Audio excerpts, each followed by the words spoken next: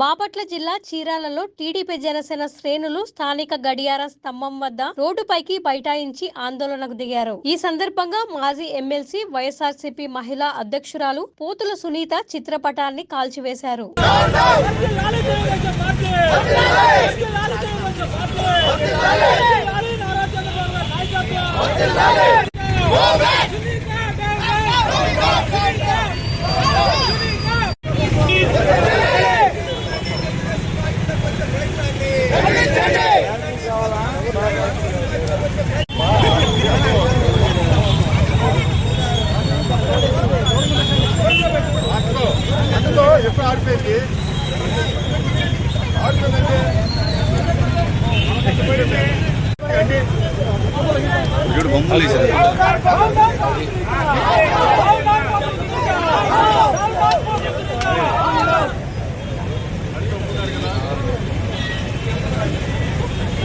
పోతుల Sunitha TDP Janasena BJP కూటమిలో పార్టీలోకి తీసుకోవద్దంటూ నినాదాలు చేశారు. వార్డు మెంబర్ గా కూడా గెలవని పోతుల సునీతను సీఎం చంద్రబాబు టీడీపీ మహిళా అధ్యక్షురాలుగా మరియు ఎమ్మెల్సీగా పదవులు ఇచ్చి సముచిత స్థానం కల్పించి ఆదరిస్తే 2019 ఎన్నికల తర్వాత వైకాపా పంచన చేరి బాబు దంపతులను ఆయన కుటుంబ సభ్యులను అసభ్య పద జాలంతో పోతుల సునీత దూషించారని గుర్తు చేశారు. అటువంటి ఆమెను కూటమిలోకి తీసుకోవడానికి పలువురు తెలుగుదేశం నాయకులు ముక్త కంఠంతో వ్యతిరేకించారు.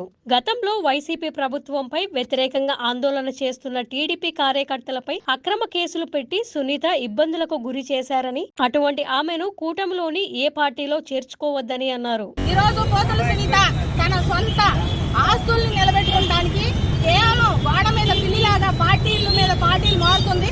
గతంలో కూడా తెలుగుదేశం పార్టీ నుండి ఎమ్మెల్సీగా ఉండి తనకి ఎంతో పెద్ద హోదానిచ్చిన నారా చంద్రబాబు నాయుడు గారిని ఎన్నో విధాలుగా దూషించి ఆయన గురించి చండాలను ప్రెస్ మీట్లు పెట్టి వైసీపీలోకి వెళ్ళడం జరిగింది. మళ్ళీ ఈ రోజు వైసీపీ పరిపాలనలో లేకపోవడం, మళ్ళీ తెలుగుదేశం పార్టీ కూటమి ప్రభుత్వం ఏర్పడటం వల్ల ఈ రోజు 3 పార్టీలో ఏదో పార్టీలో దూరదామని విశ్వ ప్రయత్నాలు చేస్తుంది.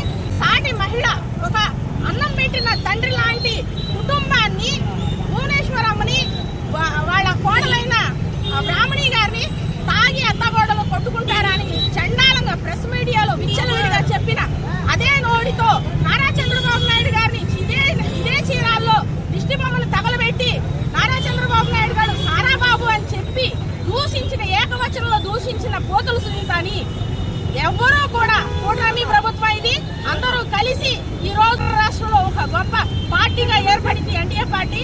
ఏ ఒక్కరు కూడా తనని ఆహ్వానించకూడదు. మా మీద